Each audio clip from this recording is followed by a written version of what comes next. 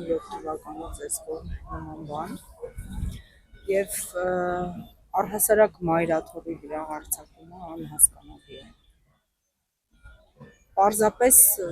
չունեմ խոսքեր, իսկապես որևէ բնութագրում տալը անգամ բարդ է։ Մի տեսակ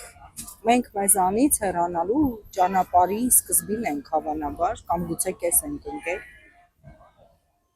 Ինձ համար այսօր հայ առաքելական եկեղեցին ինքնությունը պահող, պահպանող ամենակարևոր, ամենագլխավոր եւ առանցքային օղակն է։ Եվ հարձակվել այդ օղակի վրա պարզապես անհիմն մեղադրանքներով։ Միքայել Սրբազանը բոլոր ժամանակներում եղել է խիստ իր գնահատականների մեջ, եղել է անաչառ, եղել է մտահոգ, ոչ միայն իբրև հոգևորական, այլև հայ մարդ, քաղաքացի, եւ վերջապես հոգևորականն էլ է քաղաքացի եւ իրավունք ունի իր մտահոգությունը հայտնելու եւ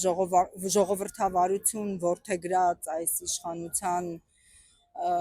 օրոք վախենալ ինչ-ինչ բնութագրումներ տալ, ես կարծում եմ հիմա երևի բոլորը այդ վախի մթնոլորտում են, որը այնքան էլ նորմալ չէ։ Միքայել Սրբազանը չի կարող լինել սպառնալիք։ Միքայել Սրբազանը զուտ հոգևորական չէ, ես միշտ եմ ասել, Միքայել Սրբազանը մտավորական հոգևորական է, իսկ մտավորական չի կարող իր ազգի համար ծառացած օրհասական պահերին կամ խնդիրների ժամանակ մնալ անհաղորդ եւ պարզապես դիտարկողի դերում։